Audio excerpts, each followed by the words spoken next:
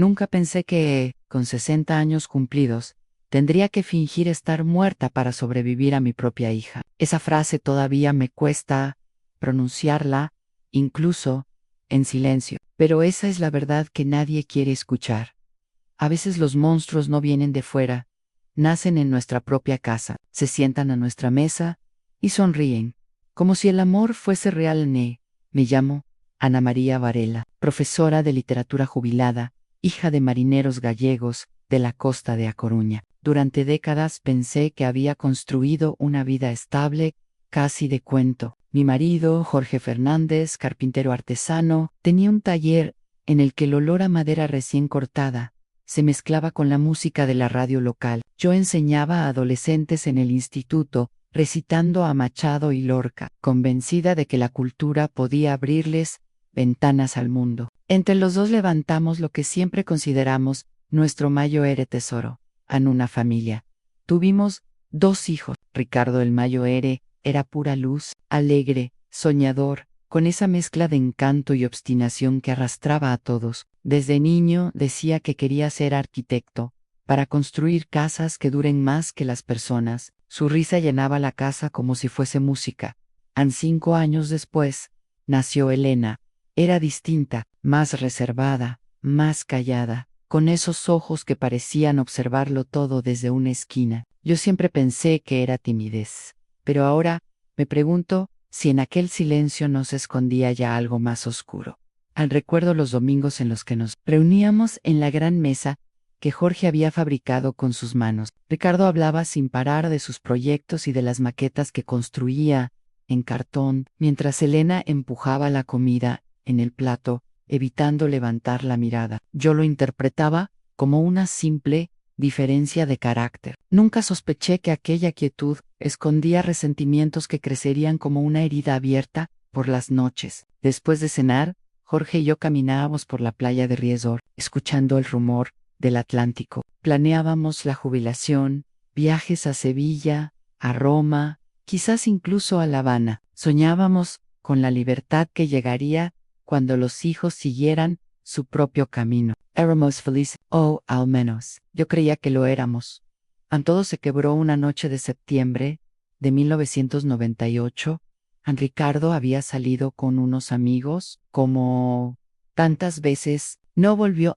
A medianoche llamamos frenéticamente a todos sus conocidos. Elena, en su habitación, decía que estaba estudiando para un examen. Jorge, desesperado, salió con los vecinos a buscarlo por la zona de Monte Alto al amanecer. La noticia nos golpeó como un rayo. Habían encontrado el cuerpo de Ricardo en el fondo de un acantilado en la costa. Da Morte en la policía habló de un accidente. Seguro que resbaló, la zona es peligrosa de noche. Ese fue el veredicto oficial. Why yo lo cree. ¿Cómo iba a imaginar otra cosa? El funeral fue el día más oscuro de mi vida. Vestí el mismo luto que había usado en el entierro de mi madre. Mientras yo me deshacía en lágrimas, Elena se mantuvo extrañamente serena. Jorge me sostenía, pero había en sus ojos un peso que no supe descifrar. Hoy lo entiendo. Cargaba con un secreto que lo devoraría durante décadas, tras la muerte de Ricardo. Elena cambió. De pronto se volvió más cariñosa, más atenta, ayudaba en la casa, pasaba más tiempo con nosotros. Yo lo interpreté como un intento de llenar el vacío que había dejado su hermano. ¡Qué buena hija tengo!, pensaba en silencio, aferrándome a la idea de que la vida aún podía darnos consuelo. Pero qué cruel error. Pasaron los años. Elena se casó con Manuel Ortega, un hombre de Valladolid, al que al principio consideramos correcto y tranquilo. Tuvieron 2 hijos, preciosos, que nos devolvieron la ilusión de ser abuelos. Por un tiempo, pensé que la vida nos daba una segunda oportunidad. Jorge y yo veíamos a nuestros nietos correr por el jardín de nuestra casa en Vigo, y ese sonido nos curaba un poco las cicatrices.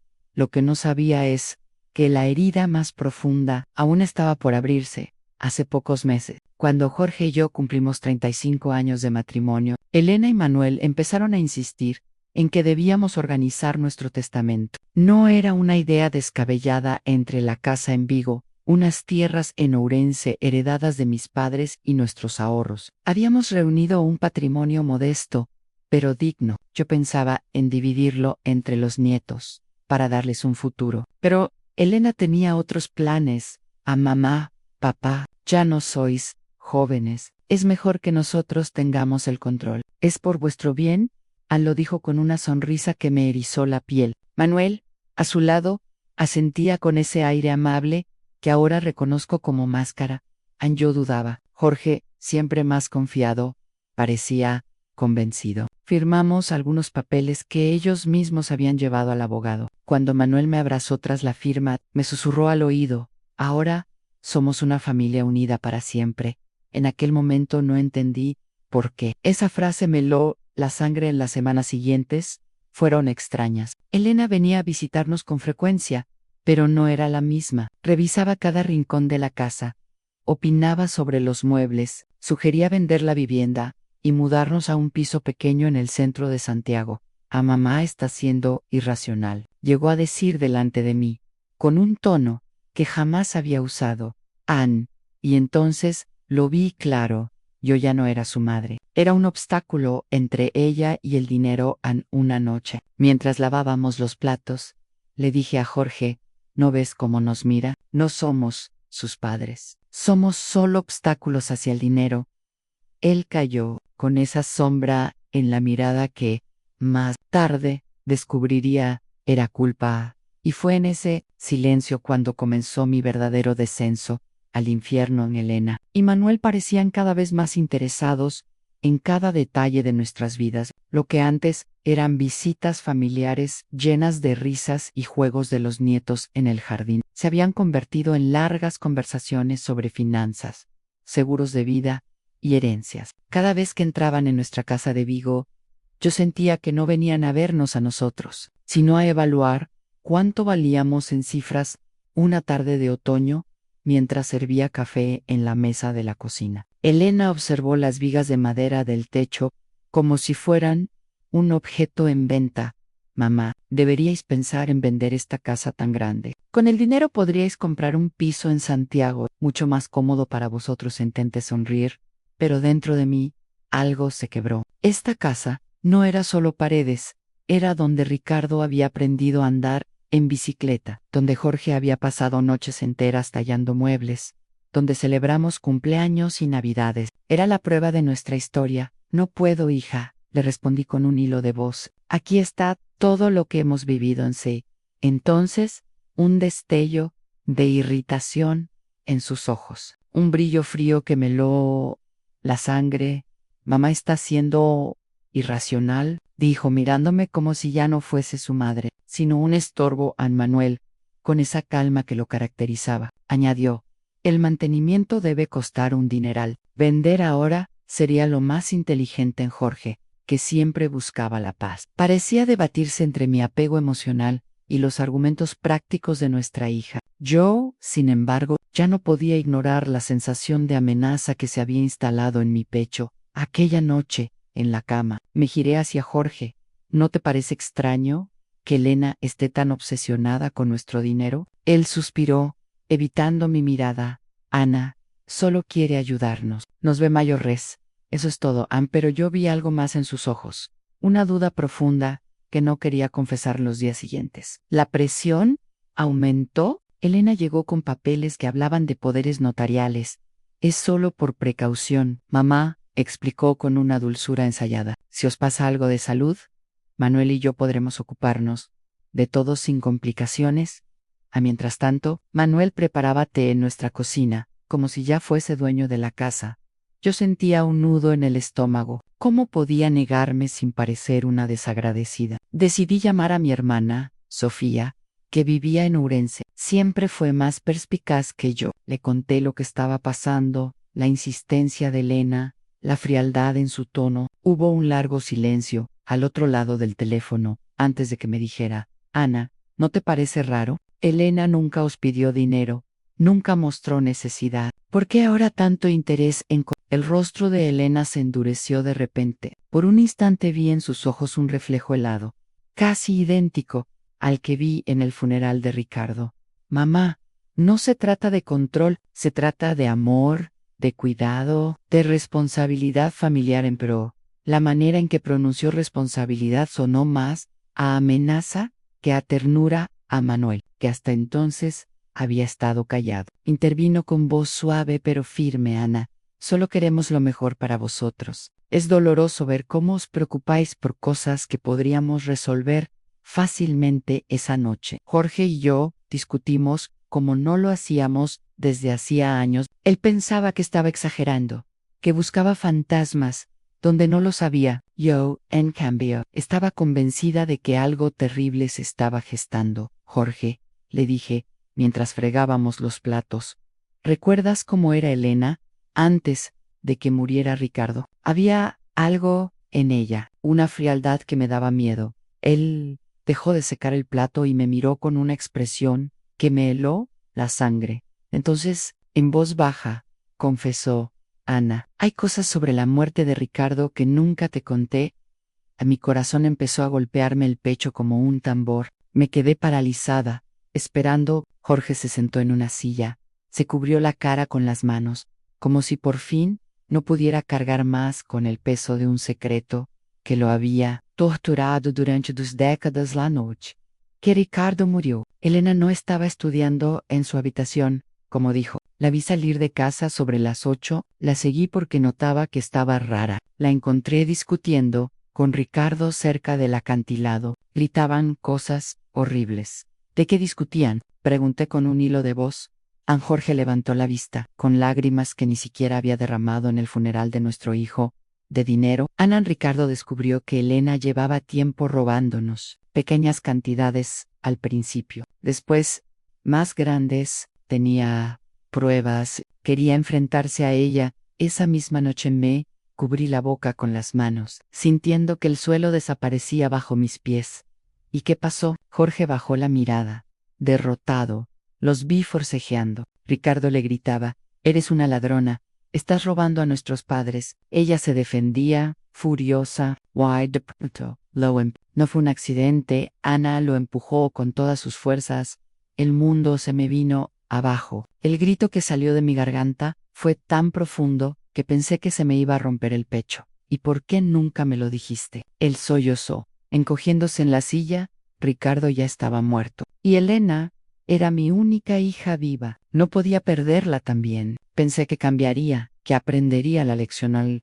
Lo miré con una mezcla de rabia y dolor indescriptible. Durante 20 años había vivido una mentira. Había llorado un hijo, sin saber que su asesina dormía bajo mi mismo techo. Y lo peor, a mi marido se había convertido en cómplice de ese silencio. No, mi hija murió la noche que mataste a Ricardo. Lo que queda es un monstruo que yo, sin saberlo, ayudé a criar. Las lágrimas me cegaban. Comprendí entonces que toda la aparente ternura de Elena, todos esos años de cuidados fingidos, eran en realidad una tapadera. No buscaba darnos amor, buscaba asegurarse de que nunca sospecháramos la verdad.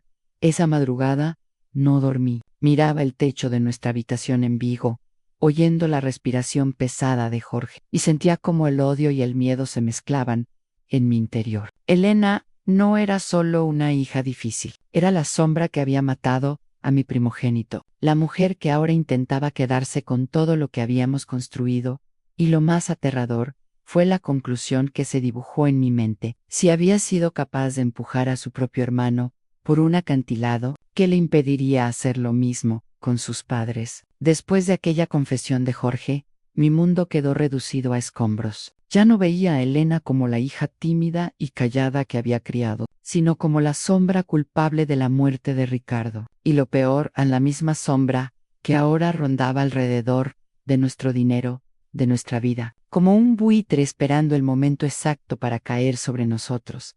Durante semanas vivimos en una especie de tensión contenida. Jorge y yo apenas nos hablábamos de otra cosa que no fuera fingir normalidad frente a Elena y Manuel. Yo lo observaba todo, la forma en que mi hija sonreía demasiado, como su marido se adelantaba a responder por ella, cómo se empeñaban en revisar hasta el más mínimo detalle de nuestras cuentas y de nuestra casa. Ya no eran visitas familiares, Eran inspecciones calculadas en un jueves por la tarde. Mientras yo preparaba caldo gallego en la cocina, sonó el teléfono. Era Elena, mamá, papá. Estábamos pensando en celebrar vuestro aniversario de bodas con algo especial.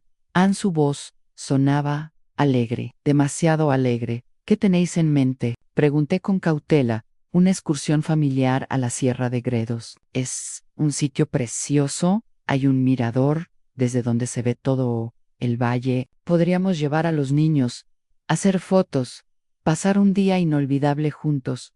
Sentí como la sangre me helaba. Miré a Jorge, que escuchaba desde la mesa, y en sus ojos vi el mismo terror que me invadía. Aquello no era una invitación inocente. Era la oportunidad perfecta para repetir la historia de Ricardo. Pero esta vez con nosotros como víctimas. Apreté los dientes y respondí con una voz temblorosa: es una idea. Muy bonita, hija. Déjanos pensarlo, y mañana te confirmamos. Cuando Jorge y yo nos miramos en silencio. Elena nos quiere llevar al mirador para matarnos y hacerlo parecer un accidente. Asintió lentamente, con un gesto de derrota. Aquella noche no dormimos. Hablamos durante horas, susurrando en la penumbra de nuestro dormitorio. Yo quería cancelar el viaje, inventar una excusa, cualquier cosa, pero Jorge me miró con gravedad y dijo: si no vamos, lo intentarán de otra manera. Un incendio en la casa, un atropello, lo que sea. Al menos en la sierra sabremos lo que van a intentar. Y si sobrevivo, grabaré todo. Fue entonces cuando nació nuestro plan desesperado. Jorge escondería su teléfono en el bolsillo interior de su chaqueta. Lo pondría a grabar desde el momento en que saliéramos de casa. Si no salíamos vivos, al menos alguien encontraría esa prueba. A los días previos fueron un infierno. Elena y Manuel venían con sonrisas ensayadas, hablando del gran día, como si planearan una fiesta. Trajeron mochilas nuevas, equipo de senderismo, incluso una cámara fotográfica costosa. Queremos que este aniversario sea inolvidable, dijo Manuel, mostrándonos con orgullo la cámara. Habrá fotos que guardaréis toda la vida. Yo pensé: no, las únicas fotos serán de nuestros cuerpos en el fondo del barranco en el viernes por la noche. Jorge me mostró una carta que había escrito. La he dejado en la caja de seguridad del banco, dirigida a Sofía. Si no regresamos, ella sabrá toda la verdad sobre Ricardo y sobre Elena. Lo abracé, llorando, sintiendo que esa podía ser nuestra última noche juntos. El sábado amaneció con un cielo azul, irónico, como si el mundo se burlara de nuestra agonía. Elena llegó a casa silbando una melodía alegre. Manuel cargaba mochilas repletas de provisiones, listos para la aventura. Gritó desde la puerta con entusiasmo. Durante el desayuno, apenas pude tragar bocado. Elena desplegó un mapa sobre la mesa. El sendero es muy fácil, hasta los niños lo hacen sin problema. Llegaremos al mirador en menos de 2 horas. Sus ojos brillaban con un entusiasmo que me pareció demoníaco. El viaje en coche hasta la Sierra de Gredos duró casi 3 horas. Manuel puso música en la radio y cantaba, fingiendo alegría. Elena conducía con cuidado, respetando cada señal de tráfico. Todo era demasiado perfecto. Jorge, discretamente, apretó mi mano y activó la grabación del móvil. Cuando llegamos al inicio del sendero, respiré hondo. El paisaje era hermoso, en pinos altos, rocas cubiertas de musgo, el rumor de un arroyo cercano, pero para mí era un escenario de muerte. Comenzamos a caminar. Manuel iba delante, señalando flores silvestres, haciendo comentarios turísticos, como si realmente disfrutara de la naturaleza. Elena caminaba detrás de nosotros, demasiado cerca. Sentía su mirada clavada en mi espalda, como un puñal. ¿Cómo estáis, mamá, papá? ¿Queréis descansar un poco?, preguntaba con falsa dulzura. Cada palabra era un recordatorio de que aquella excursión no tenía nada de inocente. Tras 1 hora de caminata, llegamos a un tramo más empinado. Mis piernas ardían. Jorge jadeaba. Elena lo sabía. Nos había llevado a un sendero que nos agotaría, debilitándonos para el momento final. De repente, Manuel señaló una formación rocosa a la derecha. Miren ese acantilado. La vista es espectacular. Vamos a subir allí para tomar unas fotos especiales. Sentí como un escalofrío me recorría la espalda. Ese era el lugar, el precipicio perfecto para fingir un accidente. No sé si es buena idea. Intenté sonar casual. Ese camino parece peligroso para nosotros. Pero Manuel ya estaba avanzando con paso firme. ¿Mochila al hombro? Vamos, Ana, solo serán unos minutos. Además, las fotos desde arriba quedarán espectaculares. La forma en que pronunció espectaculars me hizo temblar. Jorge me apretó la mano a Nera, la señal de que el móvil estaba grabando. Teníamos que seguir el juego. A la subida fue agotadora. Las piedras sueltas se deslizaban bajo nuestros pies. El precipicio se abría cada vez más profundo a nuestro lado. Elena subió ágil, como quien ya conocía el terreno. Manuel nos ayudó a completar los últimos metros. Sus manos en mis brazos se sintieron como las garras de un depredador arriba. La vista era realmente impresionante. Se veía todo el valle, las montañas nevadas al fondo. El aire fresco golpeaba con fuerza. Bajo otras circunstancias, habría sido un momento mágico en familia, pero yo solo pensaba que aquel paisaje sería el último que vería en mi vida. Colocaos aquí, en el borde. Quiero que el valle salga detrás, dijo Manuel. Levantando la cámara, Jorge y yo nos abrazamos, quizás por última vez. Cada clic de la cámara sonaba como una sentencia. Ahora, un paso más atrás, ordenó Elena, con una sonrisa fría. Así la foto quedará perfecta. Ese paso atrás era exactamente el límite del precipicio. Jorge y yo intercambiamos una mirada cargada de terror y entendimiento. Había llegado el momento. El Manuel enfocó la cámara. Ya no había ternura en sus ojos, solo determinación. Sonrían. Esta va a ser su última foto, Ann. Y entonces, como una fiera desatada, Elena se lanzó hacia nosotros, brazos extendidos para empujarnos en el tiempo. Se detuvo en aquel instante. Manuel sostenía la cámara como si fuera un juez implacable, y Elena avanzaba hacia nosotros con los brazos extendidos, empujándonos hacia el vacío. Sentí que el aire se volvía sólido, como si cada segundo fuera una losa que me aplastaba el pechón. El borde del acantilado estaba a apenas medio metro de mis pies. Podía escuchar el silbido del viento al chocar contra las rocas cientos de metros más abajo. Jorge reaccionó con una rapidez que me sorprendió.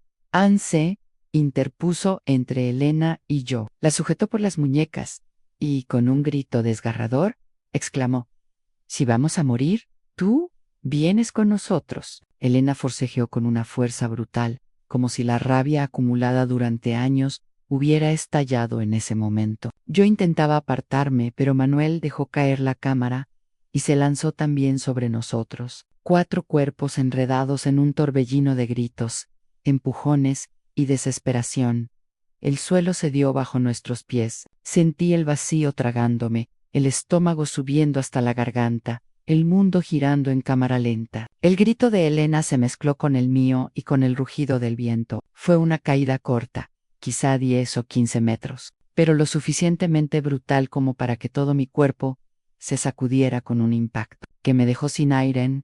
Desperté segundos después, o quizá minutos, con el rostro pegado a la tierra húmeda. El dolor era insoportable. En un brazo me ardía, las costillas parecían rotas, y la sangre me nublaba la visión. Escuché un gemido a mi lado. Jorge estaba vivo, aunque apenas podía moverse. Ana susurró con voz rota: «Finge que estás muerta, no te muevas». Esa frase me atravesó como un cuchillo. Entendí al instante. Si Elena y Manuel creían que habíamos muerto, bajarían la guardia. Solo así tendríamos una oportunidad de sobrevivir. Cerré los ojos, contuve la respiración y dejé que mi cuerpo se hundiera en la inmovilidad. Podía oír los pasos torpes de Manuel y Elena bajando por la ladera, los insultos ahogados, el miedo disfrazado de furia. «Mierda, Manuel», gritaba. «¿Y si no están muertos?» «Están muertos». Elena los vimos caer. «Naji y sobreviví a Oesi Gopi. Espero que hayas aprendido la lección, mamá. Algunas verdades es mejor dejarlas enterradas». Igual que a Ricardo, en sus palabras fueron como un veneno que me recorrió las venas. Quise levantarme, gritar, arrancarle la máscara de hija, pero recordé la voz de Jorge Anfing, que estás muerta, Why Osilo Hayes. Escuché cómo se alejaban, cómo sus pasos se perdían entre la maleza. Después, silencio, un silencio sepulcral, roto solo por mi respiración entrecortada. Ana, murmuró Jorge, tenemos que resistir. Logré abrir los ojos y arrastrarme hacia él. Estaba pálido, con la frente ensangrentada. Me agarró la mano con una fuerza inesperada. El móvil sigue grabando, susurró. Tenemos la prueba. Pasaron horas hasta que un grupo de excursionistas nos encontró. Yo apenas recuerdo sus voces alarmadas, el sonido lejano de un helicóptero de rescate, las luces parpadeantes de la Guardia Civil. El dolor me nublaba, pero dentro de mí había una chispa. Estábamos vivos. Y la verdad también. Nos trasladaron al hospital de Salamanca. Allí, entre máquinas que pitaban y enfermeras que corrían de un lado a otro, me debatí entre la vida y la muerte. Tenía 3 costillas rotas y el brazo izquierdo fracturado. Jorge estaba peor, en hemorragias internas y una pierna destrozada, pero estábamos vivos. Lo que jamás olvidaré es lo que sucedió en aquella habitación de hospital. Cuando Elena y Manuel vinieron a visitarnos, creyendo que seguíamos inconscientes, me hice la dormida. Una enfermera joven, María, entró justo en ese momento con un carrito de medicamentos. Me miró de reojo y entendió lo que ocurría. Yo estaba consciente. Con un gesto imperceptible, me llevó un dedo a los labios, pidiéndome silencio. Horas después, cuando Jorge y yo nos quedamos solos, ella volvió a entrar y se inclinó sobre mi cama. Señora Ana, me susurró, lo que escuché no lo callaré. Ustedes no están solos. Su voz fue la primera brizna de esperanza, después de tanta oscuridad. Jorge, con un hilo de voz, me recordó, en mi chaqueta está el móvil. Todo está grabado. Apreté su mano, y por primera vez, desde la muerte de Ricardo, sentí que la justicia podía abrirse paso. Los días siguientes fueron una mezcla de dolor físico y una tensión insoportable. La policía vino a interrogarnos, al principio, dudando de nuestra versión, pero cuando entregamos la grabación, cuando la enfermera declaró lo que había escuchado, sus rostros cambiaron. Recuerdo al inspector mirándonos con gravedad y decir, señora Varela, don Jorge, con estas pruebas, podemos detenerlos. No lloré de alivio, ni siquiera sonreí, estaba demasiado rota. Solo pensé en una frase que se me clavó en el alma. Nuestra muerte no era solo conveniente para ella, era absolutamente necesaria. Así nos veía nuestra propia hija Ende, la noche antes de la detención. Mientras intentaba dormir entre el pitido constante de las máquinas, Jorge me susurró, Ana, pase lo que pase, hemos cumplido. Ricardo por fin tendrá justicia. Cerré los ojos y sentí que el dolor de las fracturas era menor que la herida en mi corazón, porque no hay cárcel que pueda encerrar la traición de una hija en la mañana en que la policía decidió actuar. El hospital de Salamanca parecía un escenario de película. 2 agentes de la Guardia Civil entraron en nuestra habitación, discretos, con las chaquetas abotonadas hasta el cuello. Yo me incorporé lentamente en la cama, todavía con las costillas vendadas, mientras Jorge, pálido, intentaba mantenerse despierto. El inspector me habló con voz firme, pero serena. Señora Barat, hemos escuchado el audio de su marido, también tenemos el testimonio de la enfermera Marianne.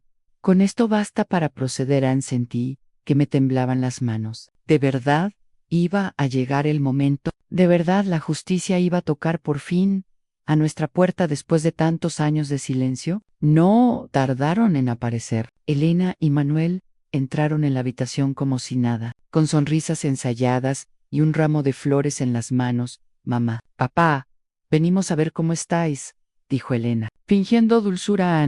Fue entonces cuando los agentes se levantaron y, con un gesto rápido, les pidieron que dejaran lo que traían. Manuel palideció. Elena abrió los ojos como platos. Señora Elena Fernández, señor Manuel Ortega, quedan detenidos por intento de homicidio. El ramo de flores cayó al suelo. El silencio se rompió con un murmullo helado. Eso es imposible, balbuceó Manuel. Los vimos morir. Yo, todavía recostada, reuní todas mis fuerzas para hablar. No, Manuel, nos subestimasteis y olvidasteis que la verdad siempre encuentra un hueco para salir a la luz. Elena me miró con rabia contenida. Su máscara de hija preocupada se rompió en 1000 pedazos. Espero que hayas aprendido la lección, mamá. Algunas verdades es mejor dejarlas enterradas, igual que a Ricardo Ann. Los agentes la esposaron, mientras ella gritaba, mientras Manuel bajaba la cabeza derrotado. Yo lloraba, pero no de dolor físico, sino de una mezcla incomprensible de pena y alivio, porque en ese instante confirmé lo que llevaba tiempo sospechando: a mi hija ya no existía. Solo quedaba el monstruo que había nacido la noche en que empujó a su hermano por el acantilado a las semanas siguientes. Fueron un torbellino. Trasladaron el caso a Madrid, donde tendría lugar el juicio por la magnitud de la acusación y la repercusión mediática. La prensa se hizo eco del parricidio frustrado en la Sierra de Gredos. Yo apenas podía soportar ver los titulares, pero sabía que era necesario. El día que entré en la sala de vistas de la audiencia provincial, sentí un nudo en la garganta. El lugar imponía techos altos, bancos de madera, el eco de cada paso resonando como un recordatorio de que allí se decidían destinos. Jorge, en silla de ruedas, me tomó la mano con fuerza en el banquillo. Estaban Elena y Manuel, esposados. Ella vestía con un traje oscuro, el pelo recogido en un moño apretado. Intentaba mantener la compostura, pero sus ojos delataban nerviosismo. Manuel, en cambio, parecía resignado, con la mirada perdida. El fiscal presentó las pruebas a la grabación de Jorge, el testimonio de la enfermera María, las pericias médicas que confirmaban que nuestras heridas eran compatibles con una caída provocada. Y entonces llegó el momento más duro en mi declaración. A mí, puse en pie, temblando, y caminé hasta el estrado. El juez me pidió que hablara con claridad. Respiré hondo y dejé que las palabras salieran como cuchillos. Señoría, mi hija murió la noche que mató a su hermano Ricardo. Lo que queda de ella es un monstruo disfrazado de mujer, que durante 20 años engañó a todos, fingiendo ser hija y madre ejemplar. Y lo más cruel es que intentó matarnos, no solo por dinero, sino para borrar las huellas de un crimen pasado. Ann, el murmullo en la sala fue ensordecedor. Elena bajó la cabeza, pero luego, con un arrebato de furia, gritó: «Mentira, siempre preferisteis a Ricardo, siempre me tratasteis como si fuera menos». El juez golpeó la mesa con el mazo para imponer silencio. Yo, con lágrimas en los ojos, respondí: «No, Elena, te dimos todo lo que teníamos, pero tú nunca quisiste amor, solo querías más y más. Y cuando tu hermano te descubrió, lo empujaste». A la voz me temblaba, pero no me detuve. Nunca visitaré a Elena en la cárcel. Algunas traiciones son demasiado grandes para ser perdonadas. An Jorge me miró con orgullo, desde su silla de ruedas. El fiscal pidió la máxima condena. El abogado defensor intentó alegar desequilibrio emocional, deudas, presión psicológica, pero nada de eso podía borrar la frialdad de las pruebas. El veredicto llegó tras semanas de audiencias. Los jueces dictaminaron 30 años de prisión para Elena y Manuel por tentativa de homicidio y estafa. Cuando escuché la sentencia, sentí un alivio mezclado con un dolor indescriptible. No celebré la condena. No hay victoria en ver a tu propia hija esposada a la salida. Los periodistas se agolpaban. Uno me preguntó qué sentía. Yo solo respondí: he perdido 2 hijos, Ricardo al morir y Elena al traicionarnos, pero al menos hoy sé que la verdad ha vencido. Regresamos a Vigo con el alma hecha trizas. Nuestra casa ya no era refugio, sino un museo de recuerdos y cicatrices. Pero entonces miramos a los ojos de nuestros nietos, los hijos de Elena, y entendimos que ellos no tenían la culpa, eran inocentes en medio de toda esa oscuridad. Decidimos hacernos cargo de ellos, darles un hogar, aunque llevaran en la sangre el peso de su madre. A las primeras noches fueron difíciles. El Mayo Ere, apenas un adolescente, nos preguntó entre lágrimas: ¿por qué mamá no vuelve a casa? Lo abracé con todas mis fuerzas y le susurré: porque cometió errores muy graves, hijo. Pero tú y tu hermano no tenéis la culpa. De nada. Aquí siempre estaréis a salvo.